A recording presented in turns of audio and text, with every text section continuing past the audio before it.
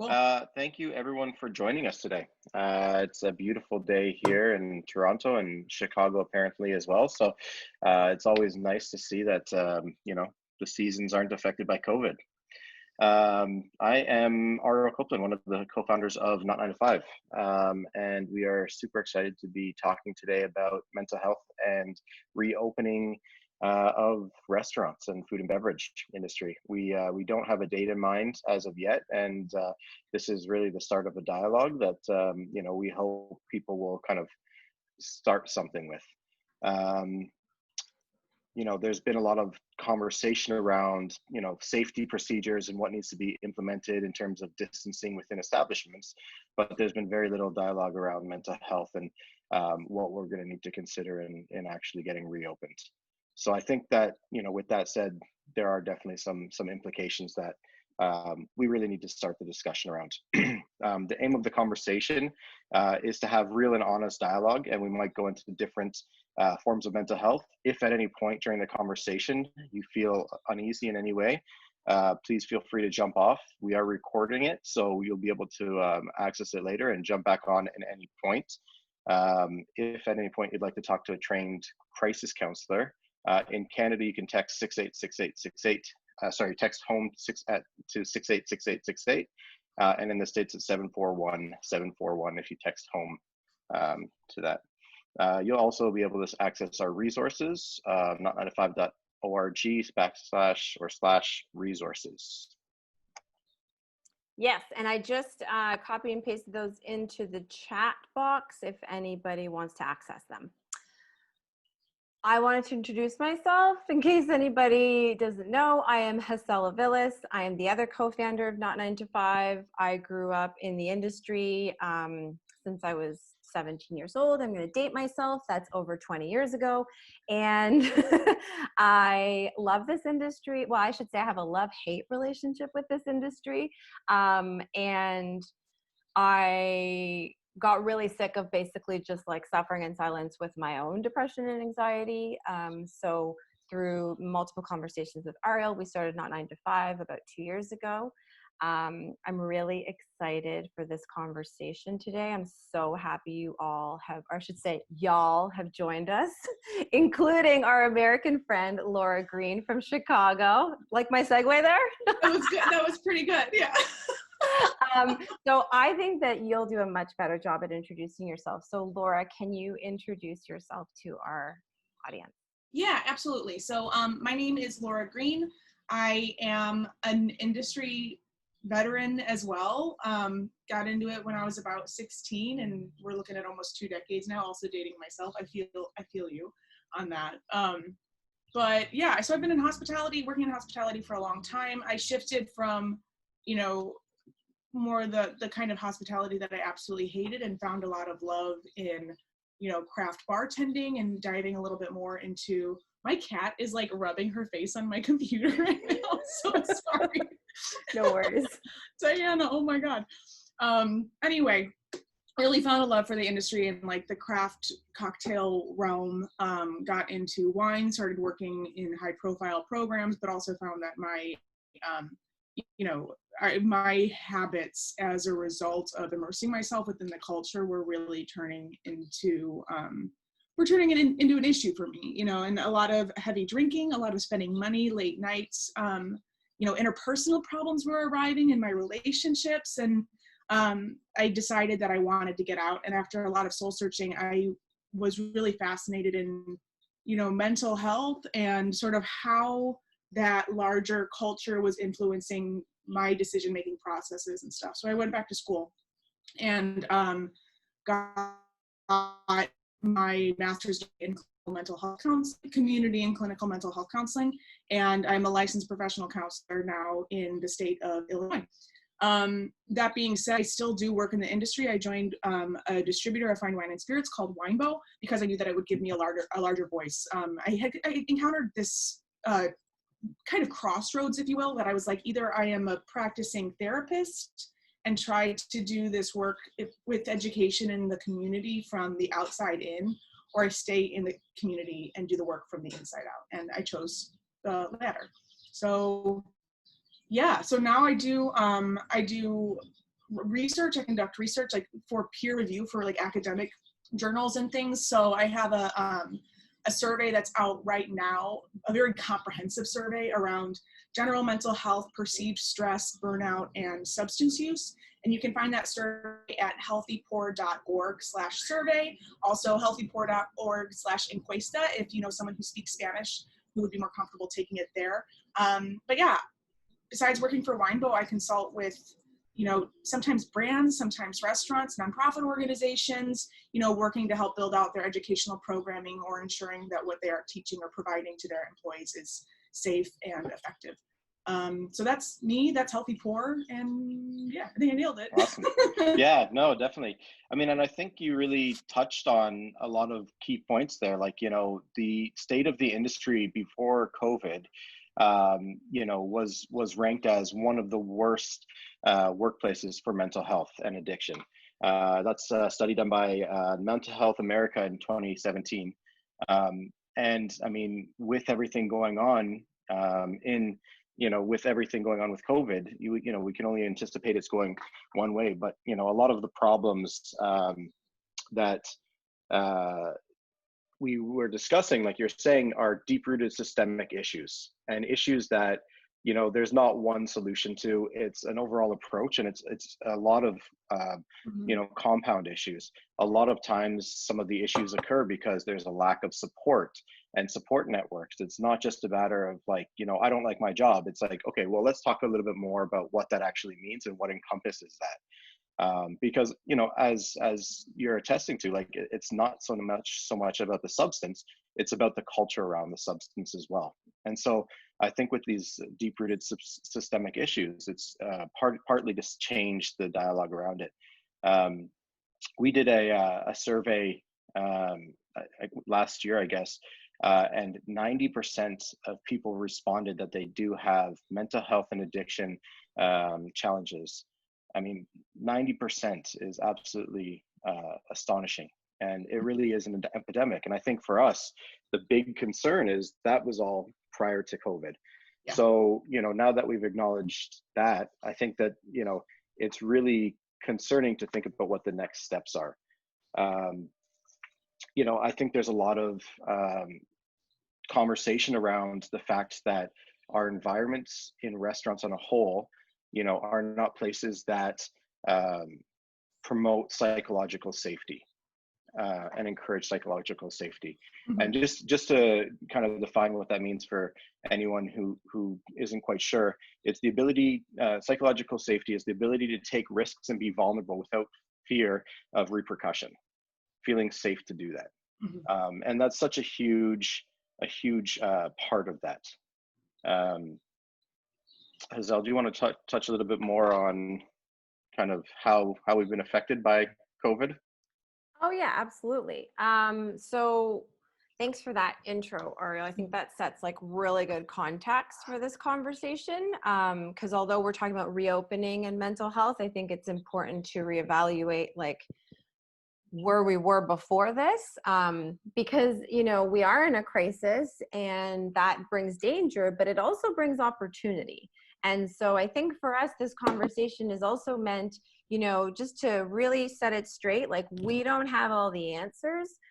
This is us, you know, sharing the information that we have and that has been collected on a global scale for not just restaurants and hospitality, but also just reopening any business in general right now. So this is just meant to be a very proactive conversation to start planning and thinking ahead. Yes, we know we're not reopening immediately, but I think oftentimes, I don't know, in a lot of the places I worked at in hospitality, bars, restaurants, hotels, a lot of the environments were run in a very reactive way, which I find caused a lot of the problems. And I think even in our industry, you know, there's a lot of sometimes resistance to planning ahead for things because, as we know, so many things change all the time. And in this conversation, it's the same thing. Every week, it seems we have new information about the pandemic and new information about the virus and new information about symptoms and new information for workers as they head back. So keep in mind, nobody has all the answers. There is no playbook for how to be a leader during the pandemic in 2020 when you're reopening a restaurant. That doesn't exist. And even if you wrote that today or tomorrow, there would still need to be tweaks, you know, every month, because there's so many changes coming. But a couple things I wanted to just mention as well for context is that, you know, our industry sadly has some of the most vulnerable workers in our society. And so that means that we're going to be the most impacted. So it doesn't matter what role you're in, whether you're leadership or, you know, your entry level, there is no one that's not affected by this. Particular note, the frontline workers in retail, accommodation, restaurant sectors are among the lowest paid across all industries and occupations. So, you know, when that comes to job loss now and all these other situations that we find ourselves in, that needs to be considered. And so if you're in a leadership position, we just wanted to put this out there so that you can always keep at the front of your mind that your workers are feeling all of this. You know, we're all feeling it in different ways. And I think on top of that, the last thing I'll note before we move on to the next topic is just the isolation piece. You know, working in hospitality, one of my favorite parts of this industry is socializing and hugging people and seeing people and interacting. And there's an element of that that is gone now. I've been missing that a lot. I love seeing your faces, you know, both of you. And every week with these webinars, I love seeing new faces because it's as close as I'm really getting. So I think the isolation piece needs to be considered as your workers come back to work. You need to be aware of the fact that all of the things that we've just said, plus the isolation piece, has had an impact, and it's collective. So that leads us right into the next topic. Yeah, and so I mean, I think one of the main things to understand is that the entire world has been negatively impacted by COVID. I mean, that's a pretty clear statement. You know, the pandemic is considered a crisis and can be traumatizing. And understanding that in a time of trauma, our nervous systems can become overwhelmed in trying to process what's actually happening. So, you know, everyone is experiencing it different, and there's no right and no wrong way to experience it. But understanding that everyone is experiencing it and, you know, going through it. I think that kind of leads to a question for you, Laura, is how do you feel like we can support each other through this collective trauma? For sure. So a few things to note about when we talk about psychological trauma is that, well, first of all, trauma is essentially a wound, right? So it's a wound on your psychological process, how you move through the world and everything. You know, the same thing when we talk about a physical trauma, like that is a wound. The tricky thing about what we're experiencing right now is that this is a very slow burning trauma that we are still in right now. You know, I see these articles about like people who are thriving during quarantine, people, you know, and different things of like people saying, oh, I'm actually doing really, really well right now. This isn't so bad. Like, those are all very normal trauma responses to a very terrible situation. So I see a lot of folks minimizing what we are experiencing. I mean, I catch myself doing it every day. And then there's that moment of how it like crashes back that I'm like, holy shit, I'm trapped in my house. Like this is happening and people are dying. And then I find myself shifting back. So we are experiencing that on a global scale. So when we talk about collective trauma or community trauma, we're talking about a group of individuals who are experiencing the same traumatic event or process at the same time. And that doesn't have to be on a global scale. When we talk about collective trauma, that can be, you know, on a very small scale, just a family unit, let's say, or whatever. I'm just gonna say it, but the great thing about collective trauma, not that there's a great thing about collective trauma, but when we talk about supporting each other, we're not going through it alone, so we can support each other through it. Like if we experience a trauma that is very isolated to our own experience, it's hard to connect with other people because you feel very separate from them. You feel like I'm not experiencing the same thing. So with a community trauma or a collective trauma, we can create a very solid and astonishing safety net through the help of each other, which I think the hospitality industry in particular has, kind of a leg up on in a way, because we are already very connected with each other, very networked with each other, very supportive with each other when we need to be. So my recommendation is we talk a lot about self-care, and I'm like, the sort of the contemporary iteration of what self-care is pretty annoying, in the sense that it's like self-care isn't drinking a glass of, well, maybe it is for some people, drinking a glass of wine in the bathtub and lighting a candle. That isn't necessarily what self-care is. Self-care sometimes are having hard conversations with yourself, exercising, doing things that maybe don't feel so pampery, but will be able to care for yourself in long term.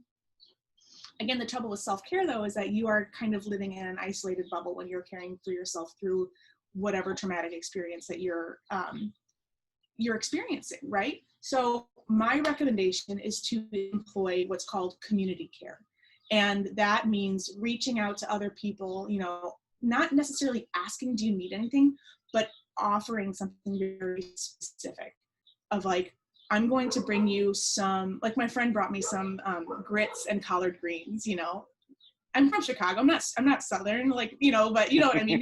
He is, but we did the y'all thing. And so anyway, but he was like, I'm going to bring these to your house. When's a good time? It wasn't an option for me. He was just like reaching out to me, wanting to provide some element of care for me. That is an example of community care. We, as a hospitality industry, aren't super good about accepting help from people or asking help. So sort of kindly forcing that help can be really, really helpful to help get through to people. But yeah, essentially the more we can rely on each other, either in an emotional capacity to support each other emotionally, or even with physical jobs or labor or whatever, the better. Then we're going to be more apt to reach out when we do need help, or to accept help when it's coming to us. And we can sort of spread that, psychological trauma around a little bit and not carry it on ourselves, that we can sort of carry it for each other, if that makes sense. Totally. I think something that Hassel often says that I find to be so true is, we're experiencing a normal reaction to abnormal events. 100%. What we're experiencing is totally normal. I mean, this isn't normal, but what's happening to you and what you're experiencing, no matter how foreign it may feel, that's normal, totally. No matter what it is. Can you touch a little bit on coping strategies, healthy versus unhealthy, adaptive versus non-adaptive? Absolutely. So when we talk about coping and coping mechanisms, we are essentially talking about how we are both physically and cognitively reacting to something that is causing some sort of stress. And when I say stress, I don't mean I have to get to my deadline. I mean a stressor, something that elevates your experience that might feel a little bit scary. This can be anything from a global pandemic that's happening right now to getting overrun with tickets in the service well, to finding yourself in a car accident. I'm so sorry those dogs are barking. Oh my God, my neighborhood's out of control. They really want to join the webinar today. They do. They're like, tell me more about coping mechanisms, Laura. Oh my goodness. Anyway, so when we talk about coping mechanisms, these are ways that we are employing certain behaviors or cognitive functioning that allows us to adapt to what we are experiencing faster, and so that it's not so painful when we do. Some examples of coping mechanisms are, we have the adaptive coping mechanisms that help us to like, you know, adapt our skill set, it's so loud, our skill set, our experience, how we are reacting to things. And then you have maladaptive coping mechanisms, which are when you are numbing your coping response and sort of shutting down. And both of these are valuable in different kinds of ways. So you have your adaptive coping mechanisms, you know, which can be something like journaling, talking to a friend, talking to a therapist, you know, just kind of going quiet for a little bit and reflecting on what happened that, you know, was so stressful for you. Those are great because when you encounter that stressor again, if you encounter that stressor again or something like it, you're able to manage it a little bit easier. You have your numbing coping mechanisms are good if you cannot address what's happening immediately, right? So it kind of gives you, like in How I Met Your Mother, when they're like pause in their argument, that's your numbing coping mechanism. The problem is when you start only relying on that numbing coping mechanism, and then you're never really addressing the issue. And what that does is it starts to compound the stress. And that sort of area of movement and how you can function gets tighter and tighter and tighter. And so you become more stressed easier and with less, it doesn't take as much to stress you out because you're never actually identifying it.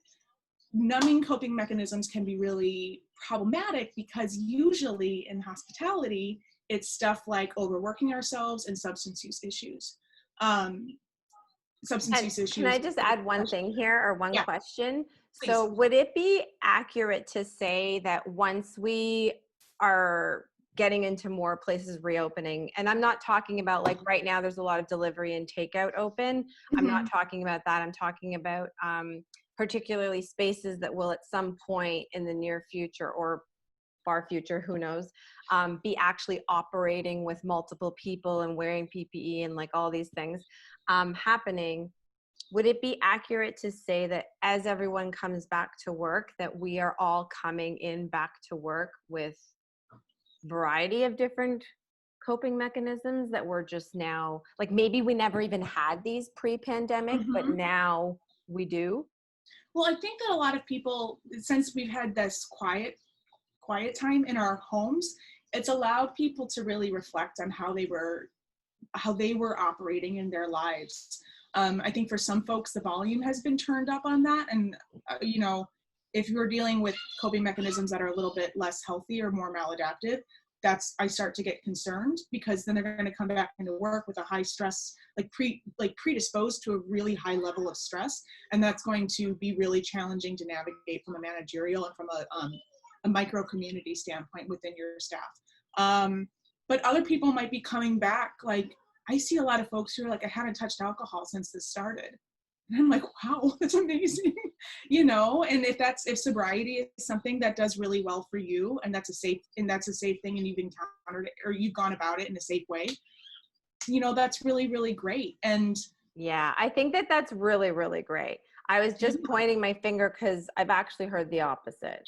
And I've been reading a lot of articles about how actually there's been a huge increase in sales of alcohol across North America, and a lot more behavior of day drinking or weekday drinking compared to before. And I say this without any judgment whatsoever. It's just more articles I've read and research I've been doing. Exactly. So I think you're right, though. I mean, it does affect everyone differently. It's both. Like, another issue with this pandemic and how, you know, really globally we've been engaging with it is, and here's a great coping mechanism, to be like, no rules all day. No, I don't have a job or whatever. There are no rules. It's what I've seen the memes that are like airport rules, that it doesn't matter what time it is, you can start drinking. And I can understand the function of asserting that kind of freedom, to be like, okay, I am going to push my boundaries, you know, like it's like little kids trying to break the rules.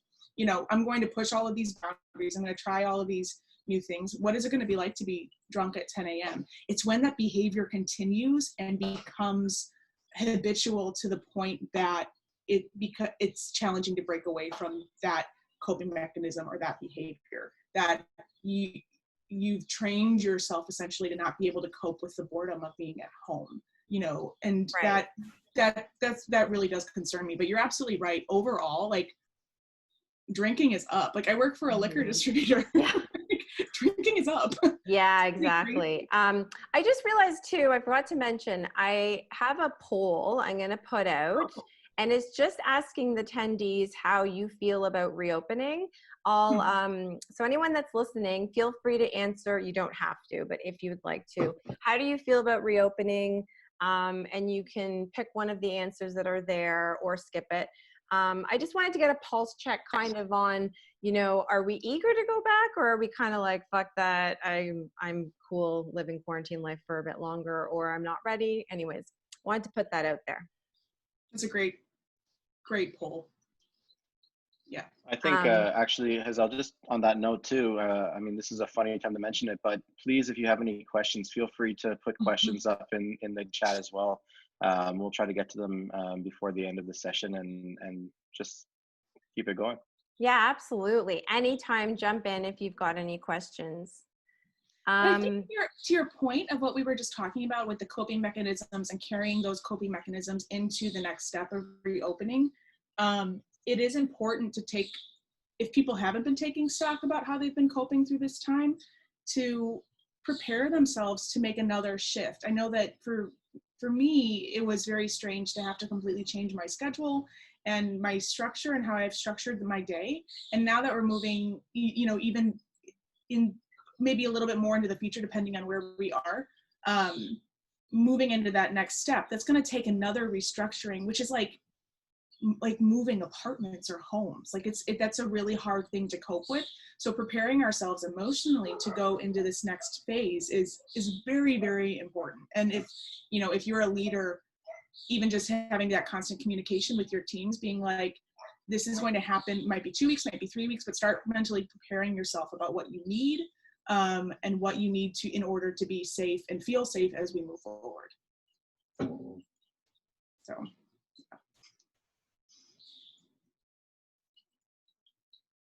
All right. Ariel, did you have any other points, or did you want me to move on to psychological safety? You're muted. No, go ahead and jump in. Sorry. Okay, just wanted to make sure. So I wanted to cover a few points, and also Laura, I wanted to ask you if you had any to add. But I wanted to cover a few points about, so Ariel gave us the, definition for psychological safety. Unfortunately, a lot of the places I worked in this industry did not provide a very psychologically safe environment for me. For many years, I worked in bars and restaurants that were kind of like the wild, wild west. And I didn't know better when I was a teenager. And I didn't know better, really, I would say, until my mid-20s, that I was working in environments that were harming me in a way, psychologically and physically. And I saw a lot of things that were just, really damaging. Obviously, that affects your mental health. Obviously, that affects your productivity too. So there's lots of research to show that if you can create a psychological safe environment, that you can actually have a more effective team and ultimately more productive. What that means also, if you're an owner operator listening, is that's got ROI attached to it. So there's some major return on investment in creating a psychologically safe workspace for your staff and your team. So 3 points I wanted to cover that I found and have experienced, but also done a lot of research, and it keeps coming up, these 3 points. So tips for creating psychological safety in the workplace. The first one is lead by example. So I feel like we all, even if you're not in a managerial or authoritative position, we all have more influence than we realize on the people around us. So even if you're, haven't worked in a place for a long time and you feel like, oh, I'm not like super high ranked, you can still lead by example. So what that means in terms of psychological safety is that means being vulnerable and transparent about everything, like what you're feeling, the fact that you don't have all the answers. As we said before, there is no magical playbook for all of this. We're all figuring it out together. And in a way, the collective trauma is helpful, like Laura said, because we're all in it. So there's no one in your workplace that isn't feeling this and that doesn't also feel like completely at a loss at times. Setting, you know, the tone for being vulnerable, it is a contagious thing. Vulnerability is contagious. So I find that if you're leading by example and you're letting yourself acknowledge, you know, your emotional well-being and your mental health, then it allows and gives permission for others. You know, be open to opinions that differ from yours. As you're leading by example, it's important to not, you know, get caught up in the fact that maybe not everyone thinks like you, and it's okay, you know, that everyone has different opinions. There's gonna be a lot of things that are brought into work after this. So the second point is encourage active listening. As the name suggests, that just means listening without disruptions and distractions. So paying attention to what people are saying, asking probing questions, showing that you're understanding and avoiding judgment at wherever possible.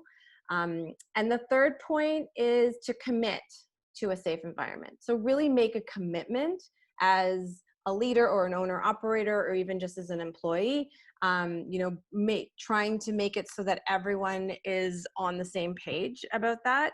And that includes and this is something that I haven't seen as often, but I think our industry could benefit so tremendously from it, is being inclusive in decision making. Because I think right now, as we're all figuring this out, even if you're an owner operator, you still don't have all the answers. So really asking and soliciting opinions, input, feedback. And again, that doesn't mean that you're going to do everything that your staff are going to throw at you, but you're really taking it in and considering it. And then once you made a decision, explaining the reasoning behind your decisions. So I've worked in environments where this has actually happened, and it is so powerful, but it is rare, I find. But again, just to end before I throw it to you, Laura, is I think that because so many new things are happening and so many new rules are going to be put into place as we reopen, this is kind of an ideal time to say, that's how we used to do it. This is how we do it now, you know, and kind of throw away what you didn't like from before. If you had processes and fucked up rules in your workplace that make no sense anymore, throw it out. This is a chance to be like, and now we wear PPE, and now we don't do that anymore, and now we talk this way to people, and now, you know, like, so anyways, those were the 3 points I wanted to mention around creating a psychologically safe workplace. But if you have any to add, Ariel or Laura, I'd love to hear. Yeah, I think you really nailed it, and that was quite comprehensive. So that's amazing. And it's, I think what makes what we are accustomed to within bars and restaurants so psychologically unsafe is we've subscribed for so long to that we chef mentality.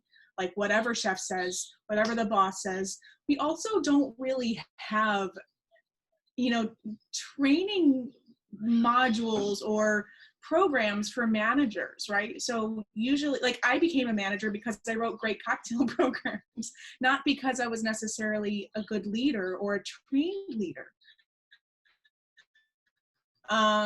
You know, I'm quite thankful for my, you know, education as a therapist, because we have a lot of like group facilitating, you know, classes and things like that I was able to insert as a manager, which is a lot of where this has come from.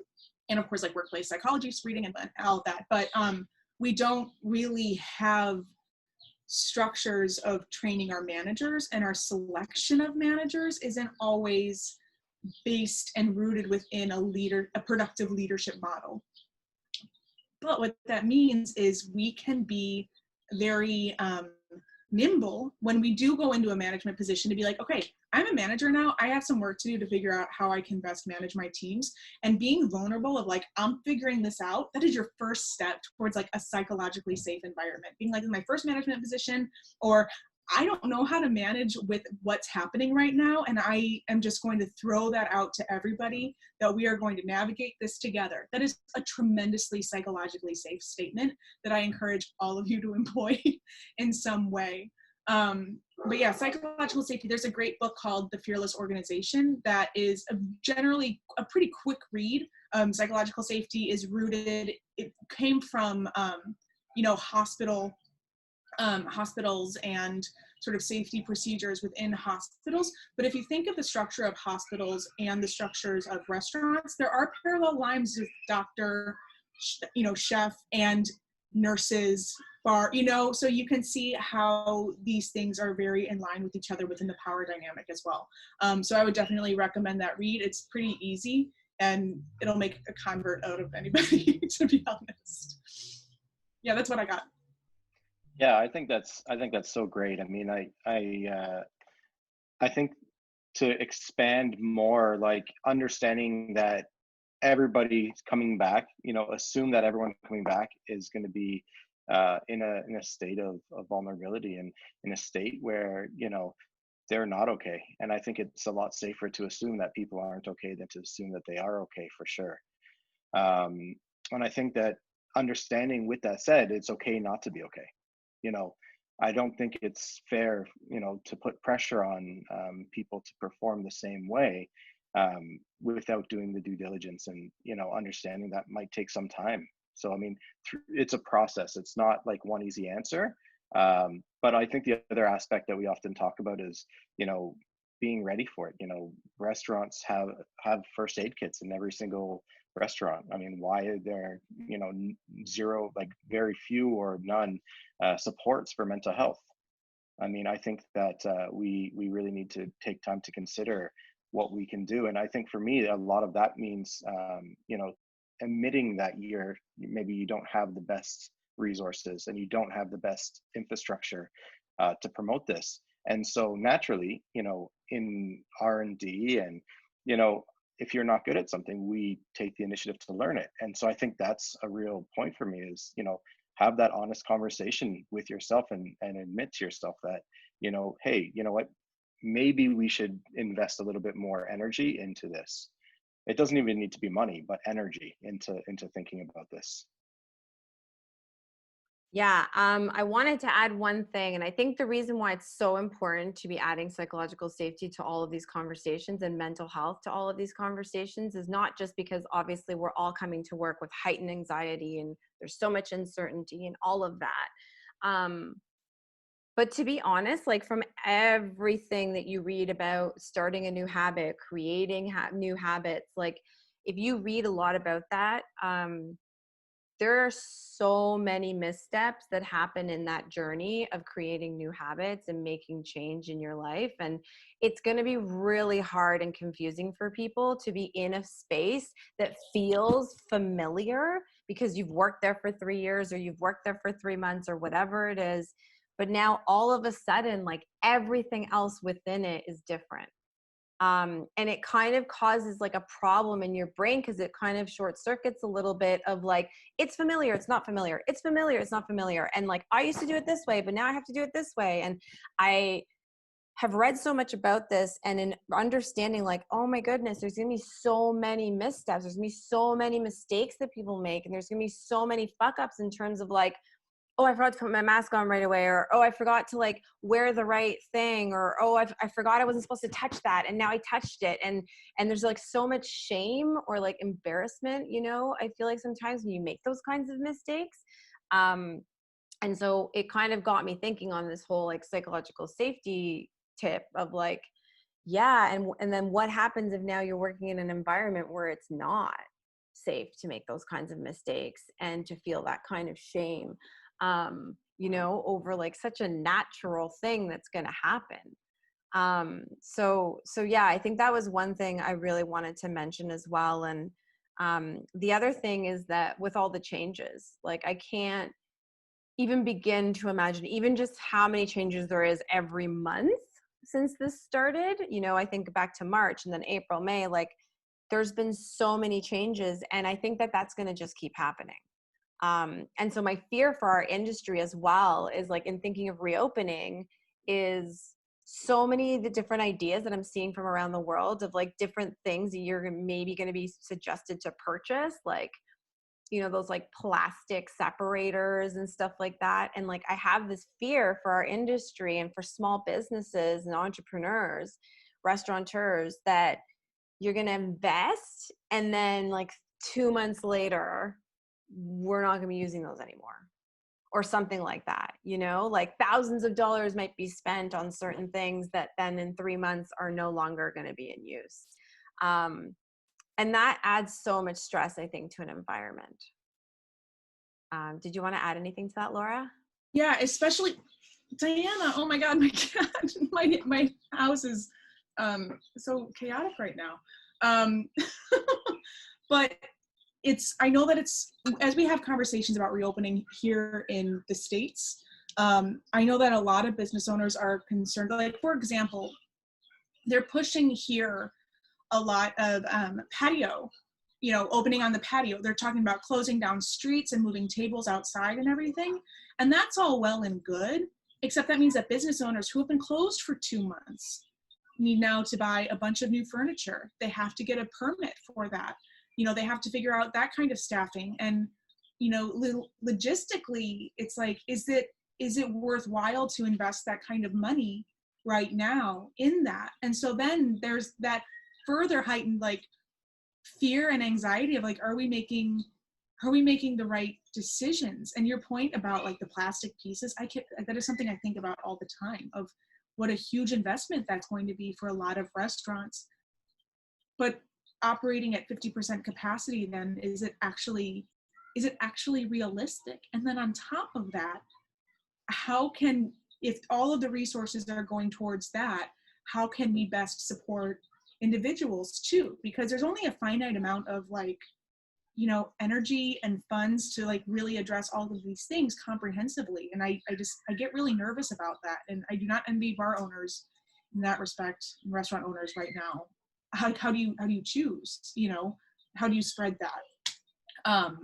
You know, but a lot of these psychological safety pieces are free.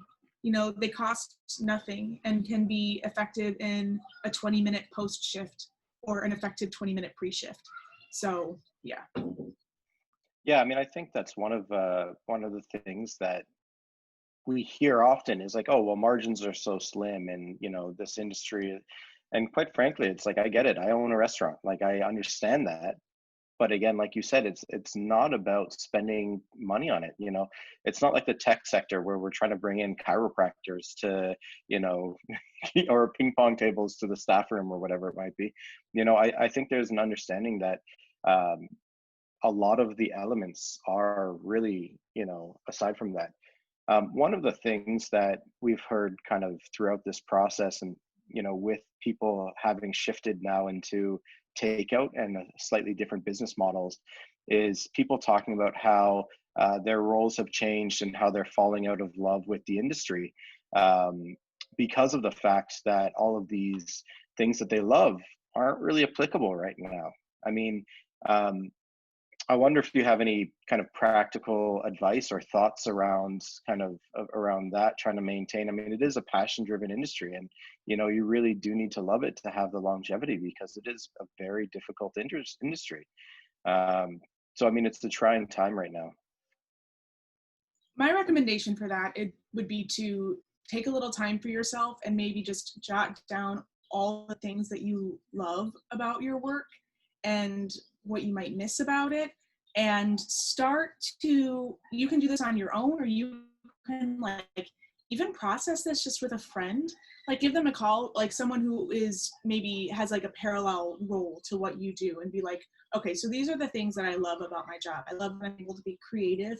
I love that I'm able to provide a positive experience for people. You know, I love the teamwork aspects of my work. I love collaborating and all of those things, right? Then when you move back into whatever your role looks like, it would be a worthwhile exercise to say, how can I consciously and intentionally insert these pieces into what I'm doing right now? And if there isn't space within that work to do that, like within what your role is, starting to think like, okay, what about in the rest of my world? How can I implement these pieces? Like, I was talking to my buddy about when he moved out of bartending and more into management and ownership, and how he missed all the things about bartending that, you know, the hospitality and all of that. So he's like, okay, when I go and get a coffee, I am going to, even though I'm picking up the coffee, I'm going to provide hospitality to the person. And I'm going to say, how is your day? How are you doing? And finding ways to exercise that into the rest of your life when you don't have access to that in your, whatever your new role might look like. And just being really mindful of it. And if you start to feel yourself maybe turning inward because you're not experiencing those things, have a conversation with your manager, or, you know, have a conversation with your team and saying, I want to make sure you all are still getting out of this what you need, even though this is very, very different. Let's think about ways together, and that's more psychological safety and vulnerability. Let's think about these ways together that we can insert those pieces so that we like being here, you know, so that we feel good about what we're doing. So that's one thing that you can do. I'm sure there's others, but I think that's the easiest and most self-gratifying way. And it also increases your emotional understanding of why you're doing this work, which is valid and helpful for everybody too. Laura, I love that suggestion because that's something I've heard so much. Ariel, I'm so glad you brought that point up.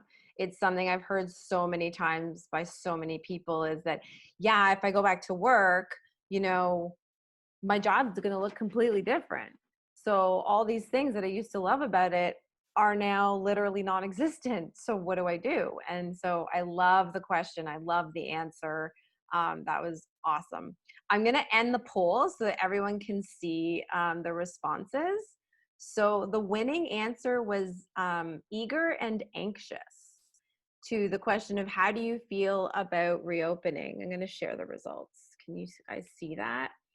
So it says, how do you feel about reopening? And the number one answer was eager and anxious. I think that pretty much sums up how I feel too. You know, the second biggest answer was, nope, it makes no sense to me yet.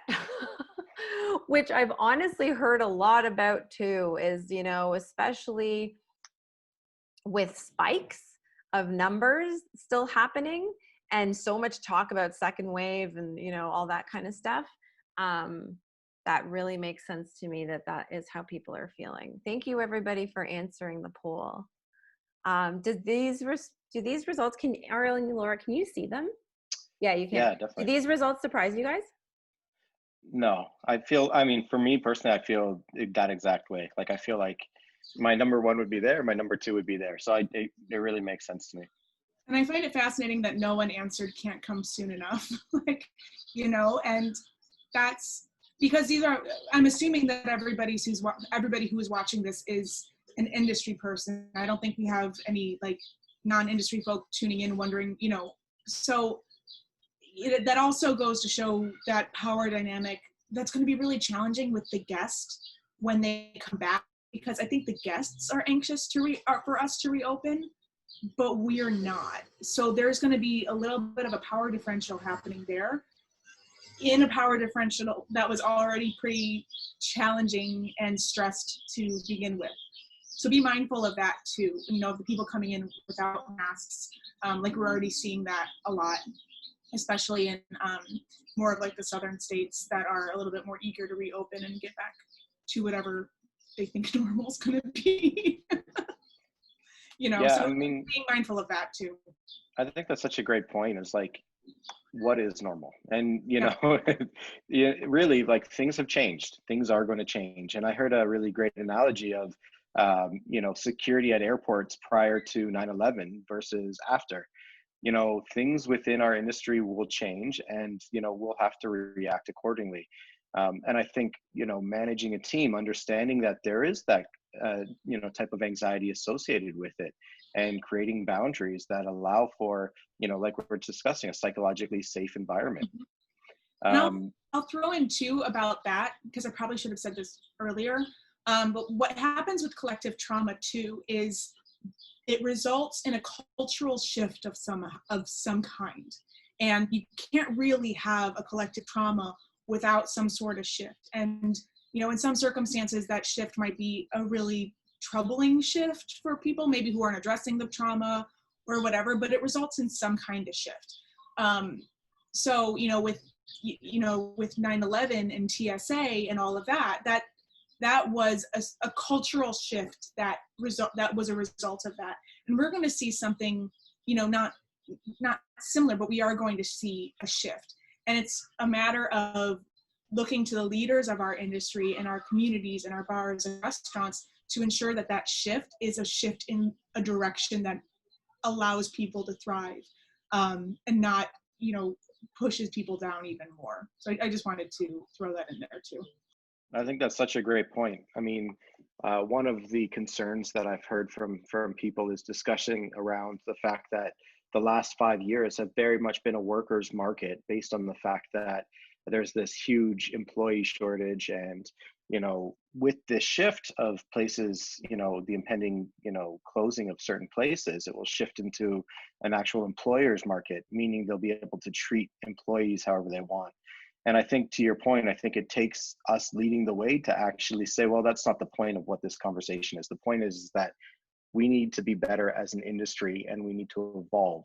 And you know what, like, we talk about it all the time, but without any employees, there is no business. Yeah, I always say that. I'm like, there literally is no business model without people. You can have the nicest space with the best ingredients, with the coolest fucking menu and killer, music playing, like all of that. No one shows up to work. You don't have a business model. You don't have a business. So, the problem too that I wanted to add, that again, I should have probably started with, is that in the States, Laura, I'd love to hear how it's different in Chicago, but here in Toronto and in Canada, we don't have a collective voice speaking for us. We don't have a lobby group.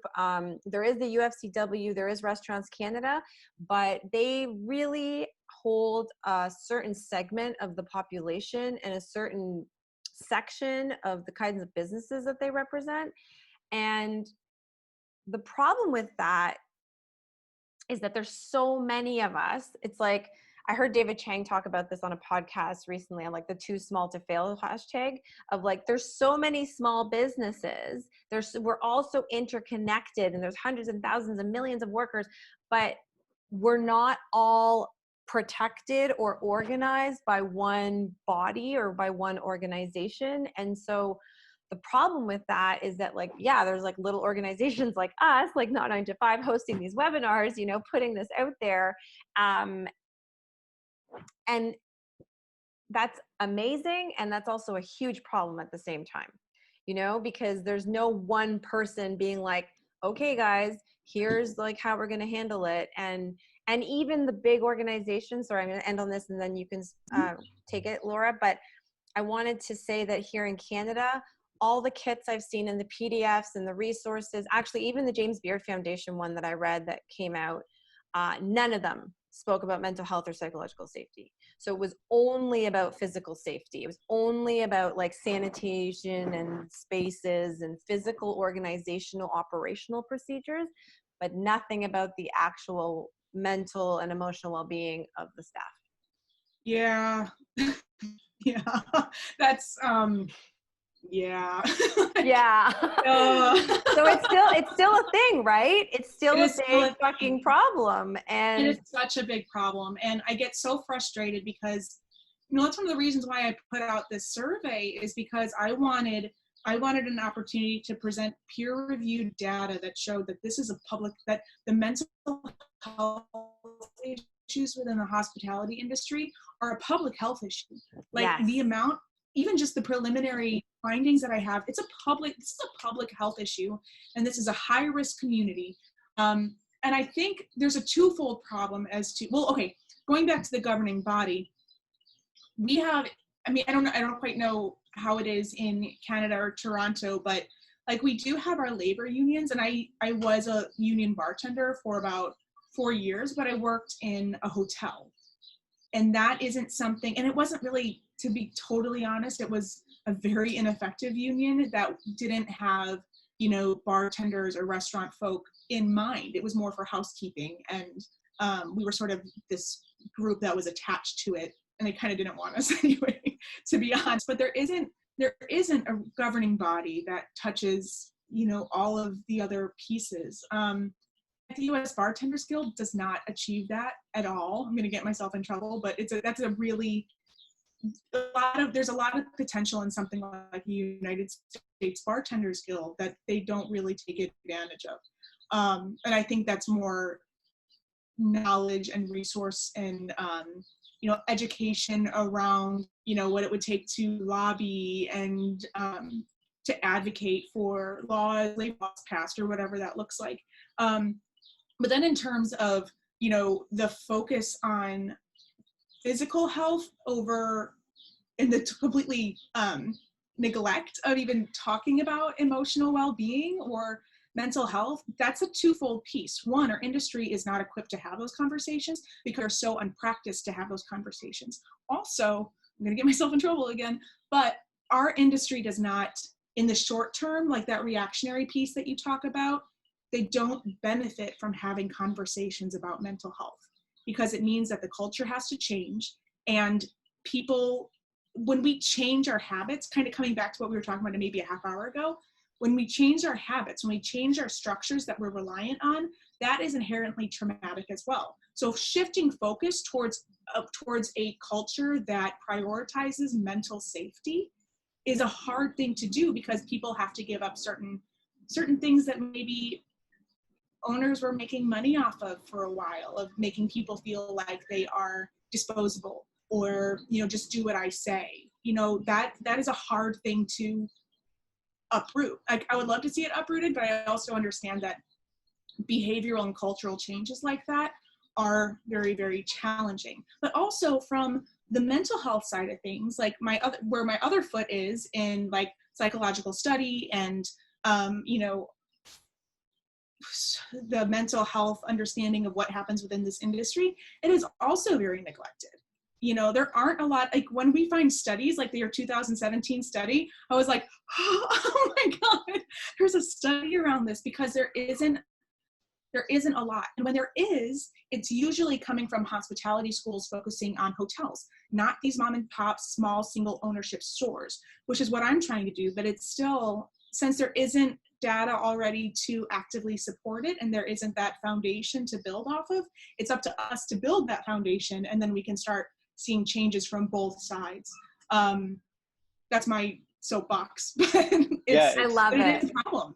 For sure. It's so funny that you say that because it's a conversation we have often that even though there's not a lot of data in the States, there's zero data in Canada, which is even harder. And so, I mean, you're absolutely right. And considering how much of the workforce in both Canada and the United States it represents, to have so little information, it seems so counterproductive. Like it doesn't make sense. Like you said, it's a public health issue. And I think that's also very rooted in stigmas around this industry, assumptions that the industry is a transient industry, that people aren't in it long enough to be affected. And that comes from, that plays also into how a lot of managers operate, that sort of like, well, if you don't like it, leave, thinking we can just replace you. And all of those things compile to have a completely invisible population that it doesn't have the resources as a result. Yeah, exactly. I mean, I was shown stack of resumes, by a manager more than once, to insinuate like you're disposable, like you don't like it, there's the door. I can replace you. It's not a problem. So I think I love that you talked about the data because that's something that Ariel and I are working on and are always talking about. Definitely check out healthypoor.org for anyone listening so you can find Laura's survey. And I think that the data in Canada will come. It's slow to the take. To get myself in a little bit of trouble, there's definitely large organizations in Canada that are the voice of food service that don't necessarily put out this kind of survey or research or data, but definitely have the money to. And, when I've tried to even put forward information or write articles about these topics, they have been completely declined. They don't want to touch these topics because of everything Laura just said. So it's not just in the US, it's here in Canada too. I know a lot of times in Canada, I'm sure you hear this, Laura, like we tend to think like we're so different from the States. It's like, we have so many similarities. There's just less of us, and we're not as dense of a population. But honestly, I find so many similarities. And so the one thing I want to end on, I know we have just a few more minutes, but because of the lack of data, because of this being an actual social problem, like it's a societal issue. It's a human issue. It's not just hospitality. It doesn't just affect hospitality. The lack of resources and the lack of support for mental health and the lack of focus on psychological safety leaves us really unarmed at times and leaves us really unequipped for what we are left feeling. And what scares me, to be honest, knowing that we're in a collective trauma, having been someone who's lived with PTSD before, knowing that, we're all feeling grief, and that can often come hand in hand with depression and anxiety and all these other things, knowing that also substance use is mixed in with all of that, I feel that in 6 to 12 to 18 months is the time that I'm the most scared of, because I know that a mental health crisis and an increase in suicide is coming on some level. And what scares me about that is that I'm a hospitality worker, and I know that we had an epidemic before COVID-19, to go back to how Ariel started us all off. So I guess the last thing I want to say before we finish up is, for anyone listening, as you head back to work, as you're reopening, keeping all of this in mind, we plead with you, to just come with the most amount of empathy and compassion that you can possibly muster up, within you when you go back to work. Not just for people, but also for yourself. I think the empathy and compassion are going to help us a lot as we navigate this uncertain time and these crazy foreign territories. Try to stay as vulnerable as you can, as you feel comfortable being, and stay away from judgment as much as possible, because I feel like judgment brings absolutely no benefit whatsoever, and especially right now. Yeah, and I'll add that there's strength in vulnerability. We have this idea, especially in hospitality, that like just putting your head down and getting through it is the way to go, and that is the strength. The strength is in vulnerability, being vulnerable enough to be like, this is really brutal for me right now, and so kind of tying everything in with that psychological safety and providing, like, when you go back, and even before you start bringing people back, providing resources of like, if you feel like you are in a crisis, this is who you call. These are some organizations that you can reach out to. These are some websites that you can read about this. These are some things that you can do. Providing that for your people normalizes talking about their mental health issues, even if they're not willing to have that conversation. And they really shouldn't be having the intricacies of their mental health conversations with their leadership anyway, but providing the resources so that they can go to the right people to have those conversations with is really, really, really important. In pre-shifts and post-shifts, having moments of like, being very vulnerable and valid of like, I am concerned about the mental health and well-being of you all. And I know that this is really challenging, and I want to make sure you all are safe. Here are some resources. Also know that if we start to see patterns that are concerning, we are going to take action to find you help, to ensure that you are supported through that help, essentially laying it out at the beginning and saying like, if this happens, this is going to happen next because we want you to be safe. There's a common misconception about talking about mental health and specifically suicidal ideation, that if you talk about it, it like puts ideas in people's heads. It doesn't. If anything, it starts to dissipate those. The same way, if you're feeling especially worried about something, writing down that worry helps to dissipate that. And the same thing is true in talking about, the most severe mental health issues and challenges that people might be experiencing right now. But you're absolutely right. Like I'm mad concerned about, an increase of suicidal ideations and attempts, and, also severe illness and potentially death from substance use issues, that higher risk behavior that people start to engage in when they're feeling especially disempowered. So as leaders, having those conversations now is paramount. Do you have anything to add, Ariel, before we close up? No, I was just going to say thank you so much, Laura. Yeah. That's, you know, I really feel like that's so helpful. And I think one of the things that we always try to keep in mind is having kind of practical takeaways, because, you know, we can have conversations that might be, you know, stimulating and interesting, but we want to make sure that for people watching, they actually are able to take something away and hopefully practice it. And I feel like there's quite a bit on this particular webinar. So thank you. Thank you for having me and thank you, facilitating Laura. the conversation. It's so important, and you all do so well with it. So thank you. Thank you so much. Thank you to everyone that listened and stayed this whole time. The last thing I'm going to say is that we are recording this. We are going to be releasing a YouTube channel with everything from May soon. And this conversation is actually going to be used to be put into a toolkit. So we're building a toolkit for reopening that's exclusively focused on mental health and psychological safety. So cool. Because we've seen so many about physical safety and all the other stuff, but we haven't seen anything like this. So we're going to be using this webinar. The information from the webinar is going to be put into that. It's going to be a free downloadable PDF that you can get from our website. So as soon as that's ready, we'll share it with y'all. And on that, we're out. Amazing. Thank Laura, you you're so much. amazing. Thank you. Mwah. Thank you. Mwah, mwah, mwah, mwah. Bye, friends. Bye.